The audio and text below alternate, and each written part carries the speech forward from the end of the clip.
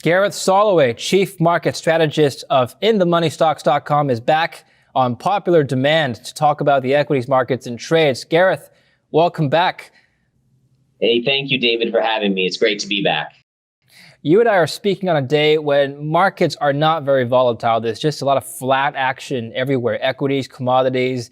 And I'd like to get your take on the general macro landscape. So, as you know, the equities markets have had a very good run in 2020 up till now. My question for you is the honeymoon phase over, or can we see more upside from here? Yeah, so I think, there's a chance that you could see a little bit more upside in the S&P. I think the honeymoon phase is over for technology. Even if you see some more upside in the S&P 500, everything I'm seeing is it'll probably top out at 4,000 on the S&P, and that's if we get there. And when I say the honeymoon phase is over, you have to look at valuations. Valuations are factoring in this monstrous reopening, and they're not looking at yields going up even further, which I do think they will do. And I don't think they're also looking at the possibility of taxes. I mean, even this morning, you had talk about a wealth tax. You're going to get taxes on capital gains raised likely for the top 1%.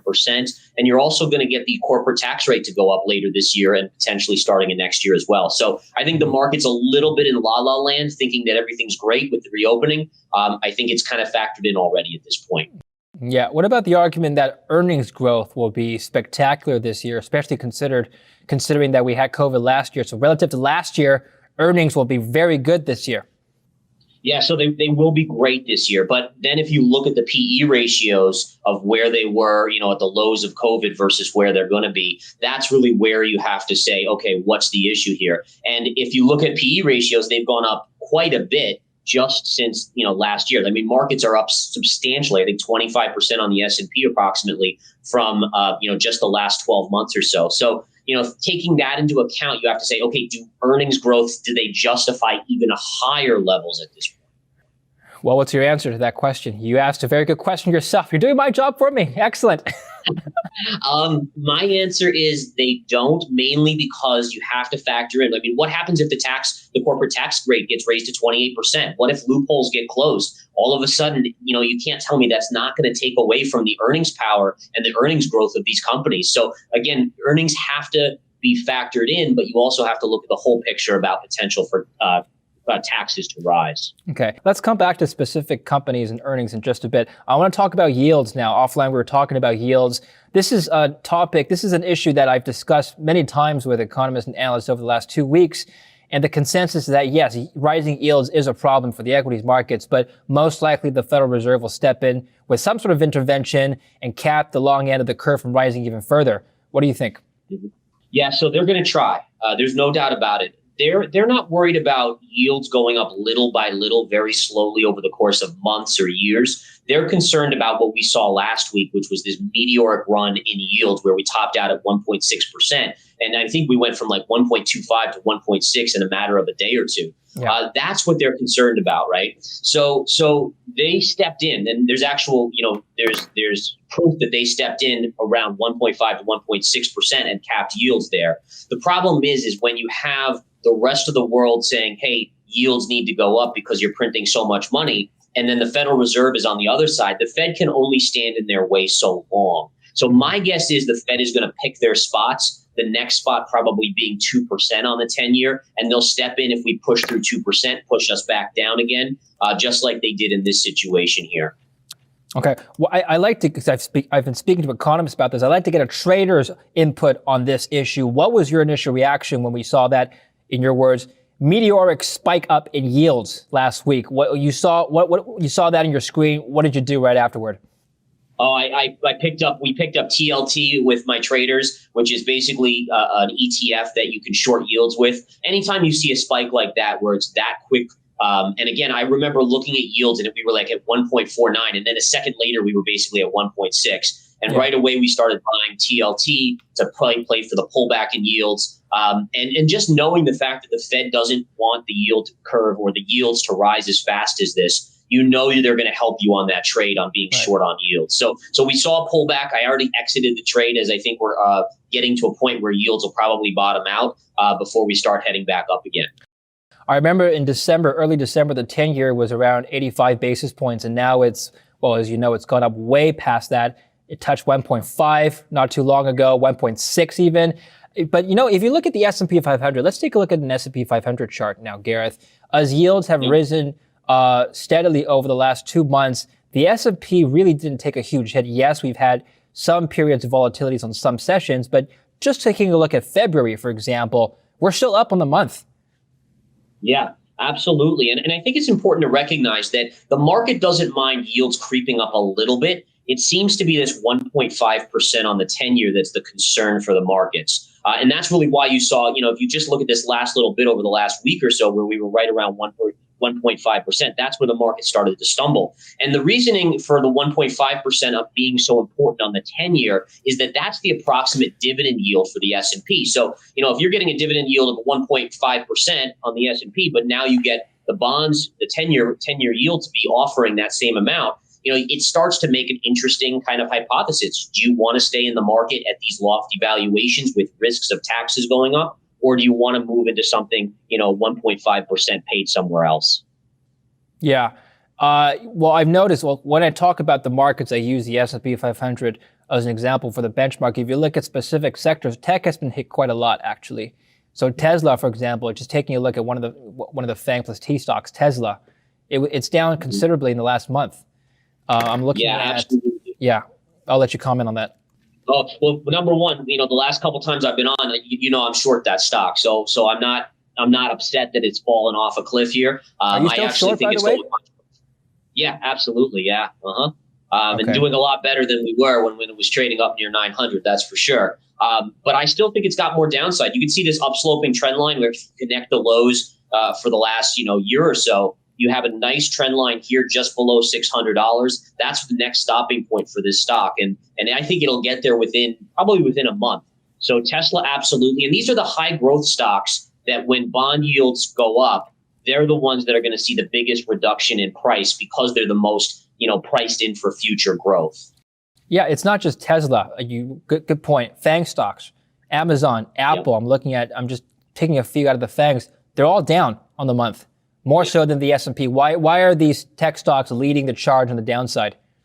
Why are they more sensitive to yields? So the valuation of stocks, and there's this formula that institutions use, which is basically taking the 10-year or the bond yield, and they basically say at this bond yield price, you have to value stocks at this level when they have this type of growth. And the lower yields are tech stocks that have a lot of growth, longer term, major upside. Their valuations can go a lot higher with low yields. But as yields rise, you see this rotation out of those. And this is all institutionally based, and this is all really algorithms that are even doing this. So it's all programmed in. And that's why if you're someone that thinks yields are going to go higher, which I don't understand why anyone can say they're not going to go higher, considering the printing of money and the inflationary pressures that should come around. But if you think that, then you have to be very conservative on tech stocks right now. Yeah. So, okay, on yields, we'll touch on yields in just a sec. Now, tech stocks, I think there's a lot of funds emerging around the tech sector, right? Kathy Wood's ARK Innovation Funds, for example, they're doing really well. And the whole thesis there, the theme of technological disruption is based on the fact that these companies fundamentally are going to outperform the competitors just because of how well advanced they are technologically and how well their products are placed in the market. And so if you think of it from that kind of a perspective, long term, a rise in yields from 0.5 even to 3% really shouldn't matter that much. Yes, you're going to see, if you discount the cash flows, you're going to see a drop in the valuations, but the fundamental value is still there, right? Would you disagree or agree with that statement? Right. And longer term it is. I mean, if you have a horizon of 5 or 10 years and you want to bet on Tesla being the king out there, then that's totally understandable. But remember, the markets don't view, when stocks value themselves and investors value, they really look about 6 months in the future. And I think one of the things that a lot of people are missing is that when the Federal Reserve came out in 2009 and 2008 and bailed this market out with tons of QE and all that stuff, it started what I refer to as drugs in the market. And the market has been addicted to these drugs for a long period of time, since 2009. And it's one of the reasons, if not the main reason, the markets have gone up from 2009 to where they currently sit. So now you're talking about yields starting to move up, which is going to force, and especially if we get inflation, big inflation, it's going to force the Fed's hand to tighten or remove the drugs. And I mean, you're talking about, a market that could convulse in that nature. So it's not surprising to me to see the market concerned about even higher yields, even if the long-term impact is not affected. How high could yields go? Also, I'll give you an example. I had a guest on not too long ago, and he said that suppose yields go to 5%.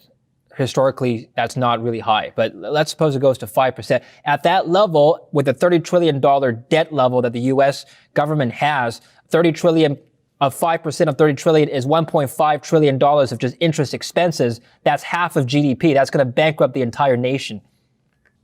Yeah, I mean, this is what concerns me so much, and why I'm so bullish on gold, why I'm so bullish on other things, is because, the only way out of this is printing more money, and printing more money is going to increase more inflation, which is going to raise yields. I mean, it's this vicious cycle that, to me, is something that the country cannot sustain for endless amounts of time. So it's a very big concern of mine. It's something that I do think about constantly. It does keep me up at night when I think about the future for my kids. And it's all I can do is just prepare ourselves, for it by buying other assets to kind of cushion it.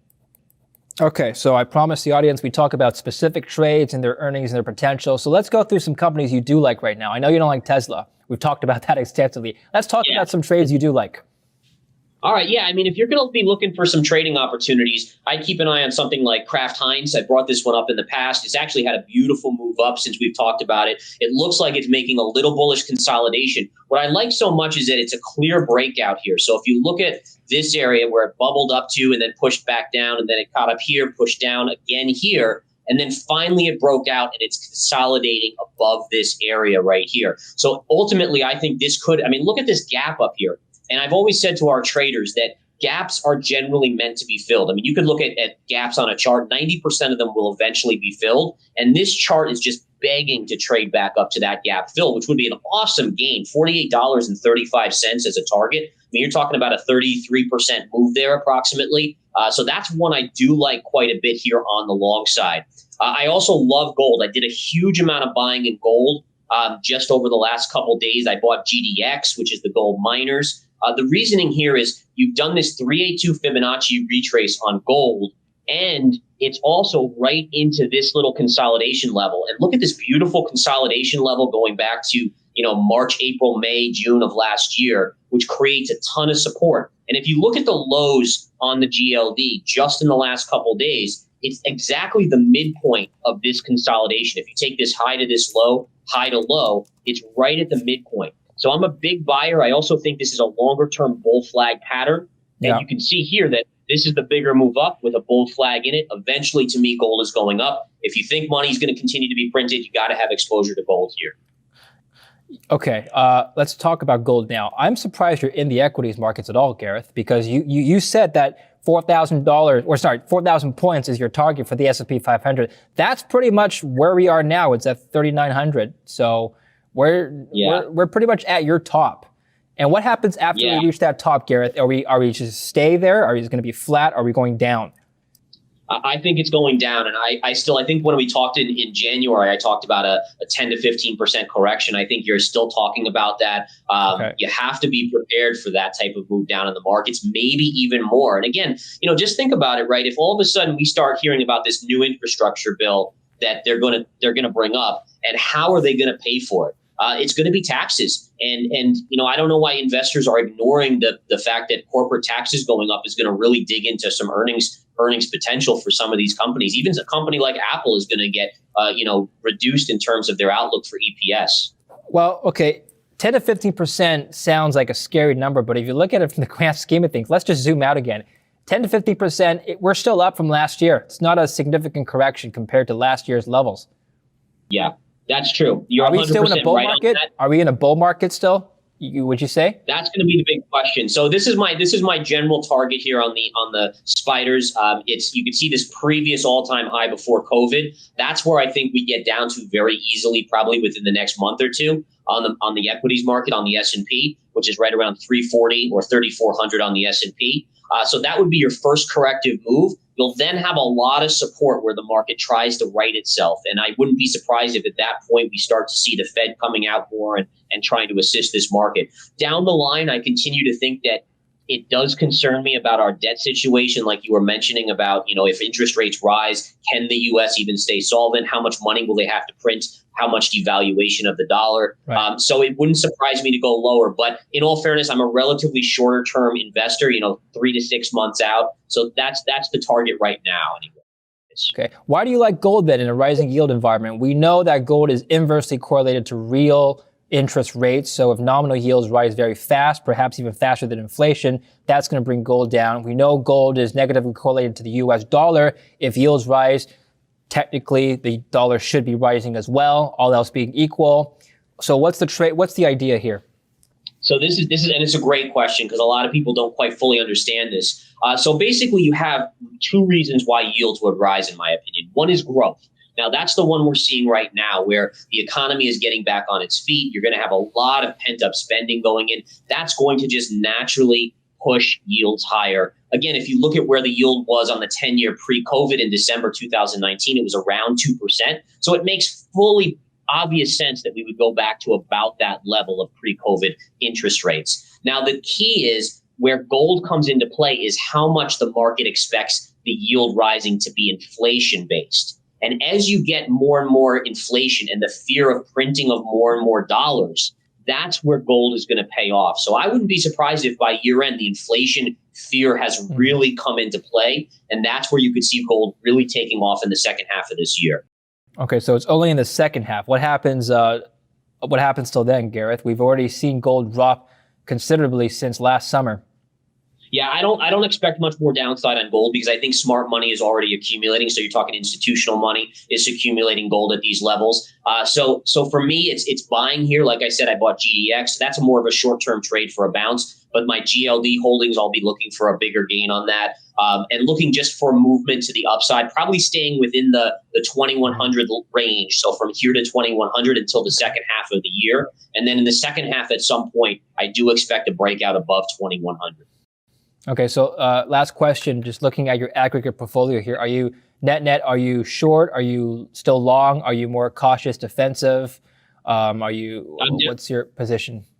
Yeah, I'm definitely more defensive and short on this market, which has been paying off recently, especially in the tech sector. You just gotta, for me, I just can't get my head around valuations at the current levels. And again, people will tell you, oh, what about the growth? But the market is already factoring that in. The one thing I've learned about the market knows what's going to happen 3 to 6 months in advance. So the big reopening trade, if you look at stocks like American Airlines and Southwest, they're already at crazy levels to the upside. There could be a little bit more upside left, but they're already factoring in the reopening, which means what happens after we reopen. That's what you're trading. So when I'm shorting stocks or shorting the market now, I'm looking at what's going to happen after we reopen. Mm-hmm. All right. Fantastic, Gareth. Well, keep us updated on your trades. I'd be happy to follow up with you in a few weeks and see how they're doing. Thank you very much for coming on today. Thanks for having me, David. Take care. And thank you for watching Kitco News. I'm David Lin. Don't forget to subscribe if you're watching this on YouTube.